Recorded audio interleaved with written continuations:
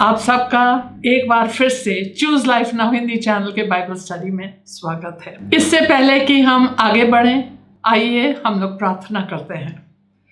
पिता परमेश्वर, प्रार्थना करते हैं प्रभु कि आप हमारे आत्मिक आंखों को खोल दें ताकि हम यह देख पाएं कि पवित्र आत्मा हमें क्या दिखा रहे हैं, और हमारे आत्मिक कानों को खोल दे ताकि हम सुन पाए, पवित्र आत्मा की आवाज़ को सुन पाए वो क्या कह रहे हैं कलीसियाओं को, क्योंकि जो भी वो उस कलीसिया को कह रहे हैं आज भी हमारे लिए वह उचित है।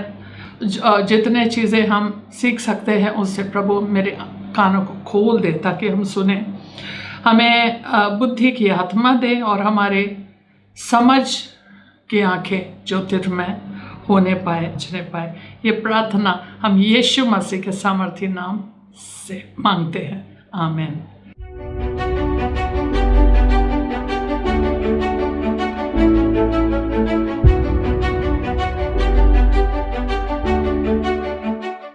अब आगे पढ़ते हैं लौदीकिया का संदेश। लौदीकिया की कलीसिया के दूत को यह लिख, जो आमीन और विश्वास योग्य और सच्चा गवाह है और परमेश्वर की सृष्टि का मूल कारण है, वह यह कहता है।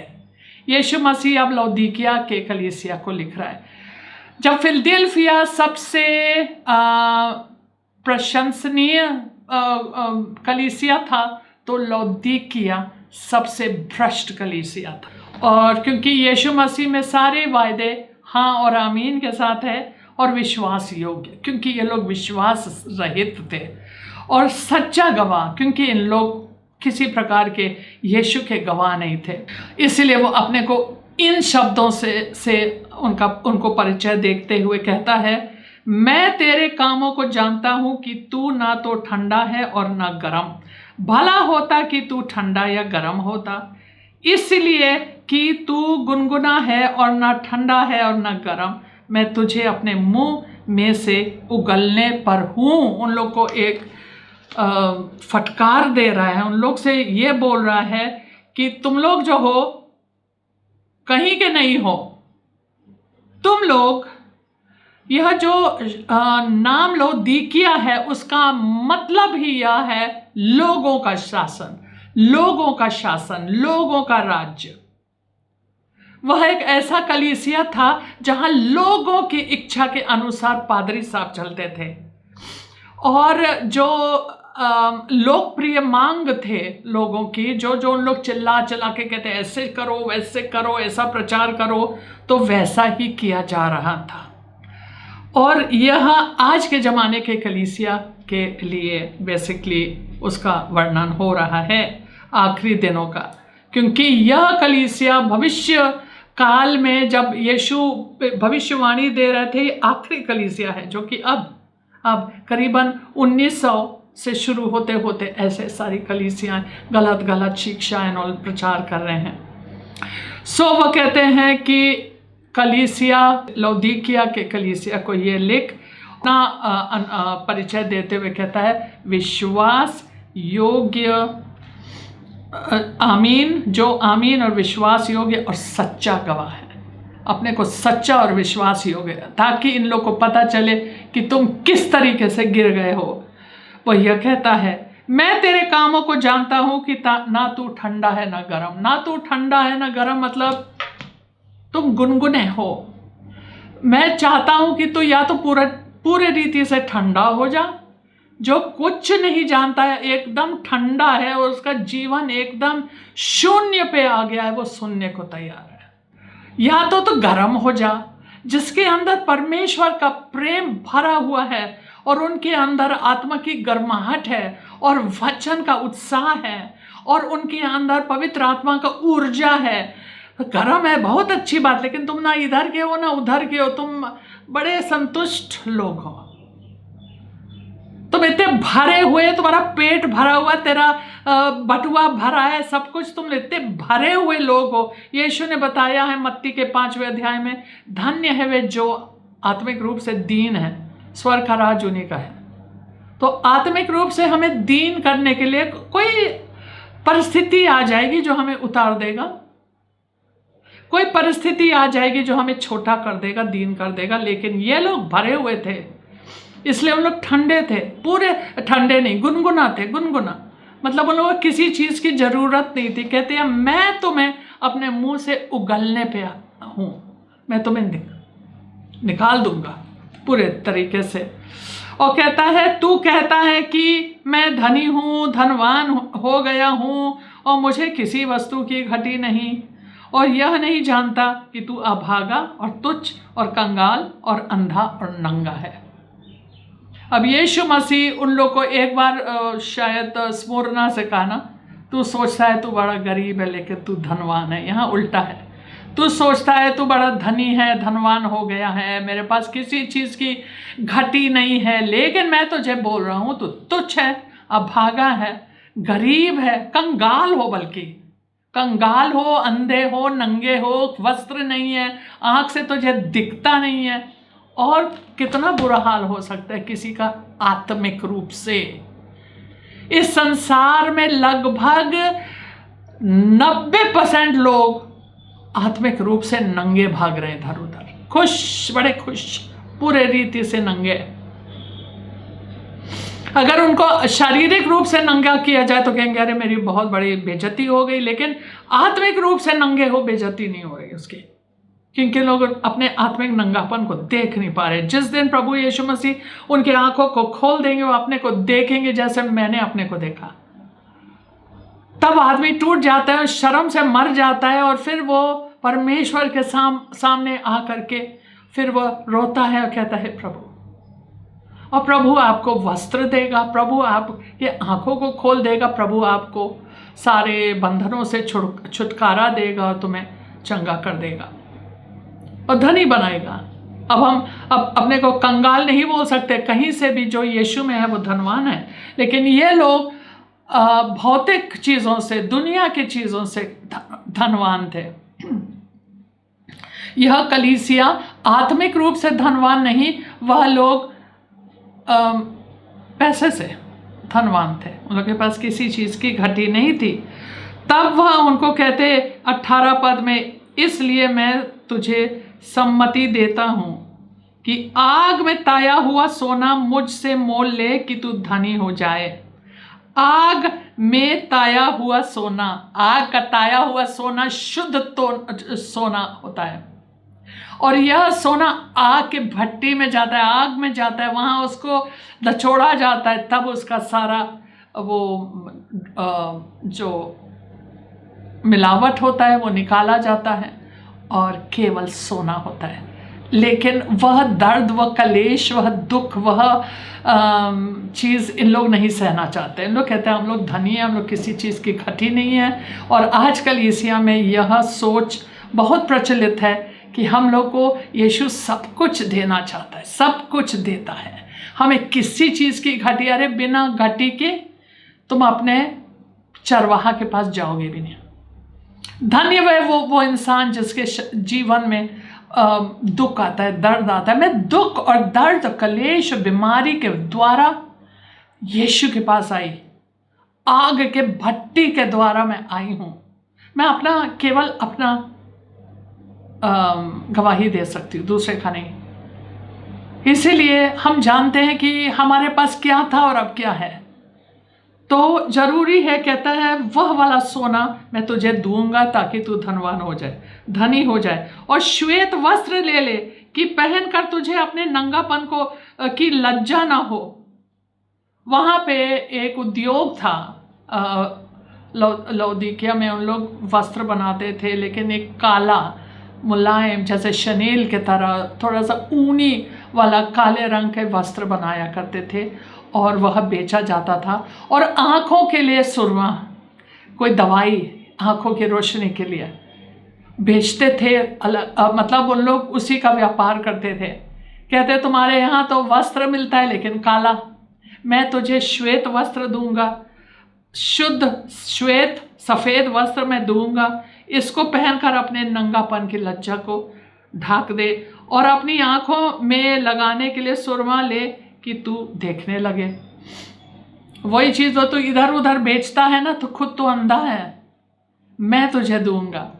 यहाँ पे मैंने एक वचन रखा था आपको सुनाने के लिए, और वह है यशाया, शायद यशाया 55 पहला पद। अहो सब प्यासे लोगों पानी के पास आओ, और जिनके पास रुपया ना हो तुम भी आकर मोल लो और खाओ। दाख मधु और दूध बिन रुपए और बिना दाम की ही आकर ले लो।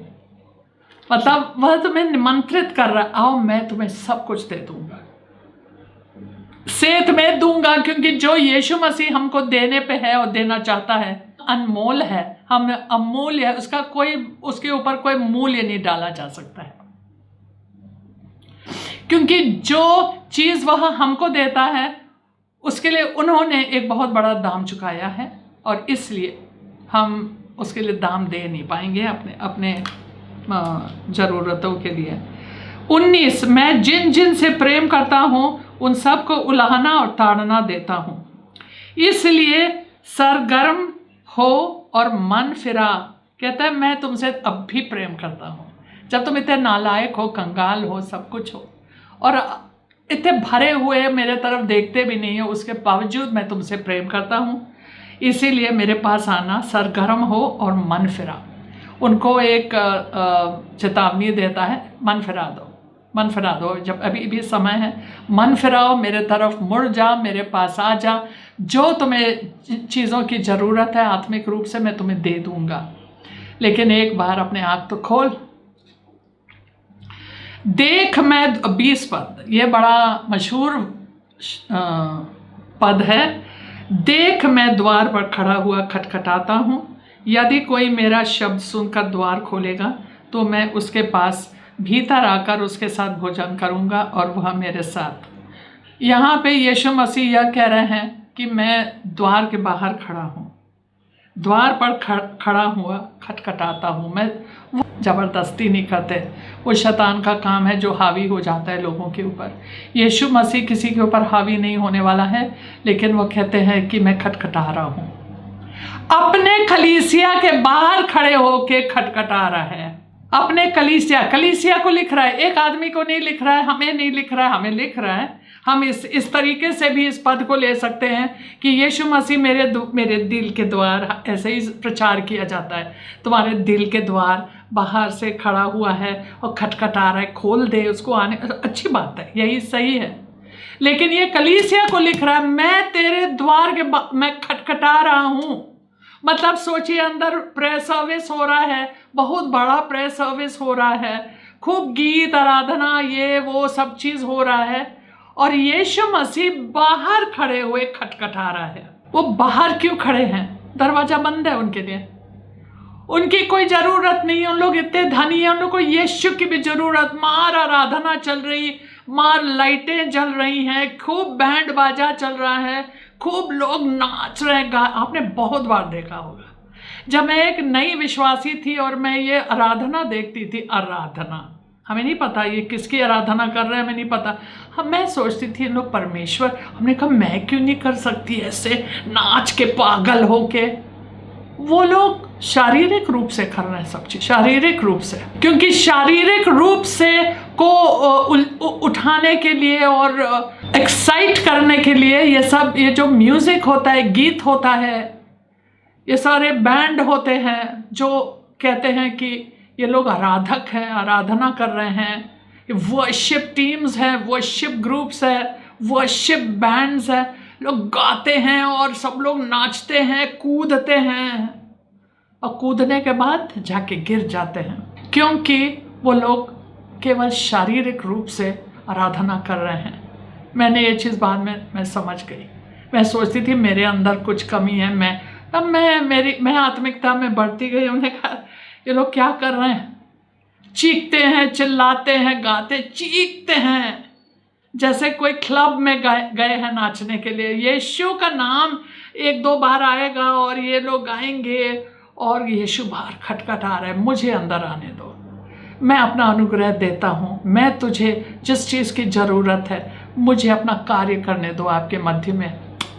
कहते हैं अगर तू मुझे बुलाएगा मैं अंदर आऊँगा, मैं तेरे साथ भोजन करूँगा, भीतर आके उसके साथ भोजन करूँगा और तू मेरे साथ भोजन करेगा। जो जय पाए मैं उसे अपने साथ अपने सिंहासन पर बैठाऊँगा, जैसे मैं भी जय पाकर अपने पिता के साथ उसके सिंहासन पर बैठ गया। जैसे मैंने इतने दुख और कलेश सह करके मैं सिद्ध किया गया था, और वो परमेश्वर का पुत्र होते हुए भी वो सिद्ध कैसे हुआ? कलेश, दुख, दर्द से।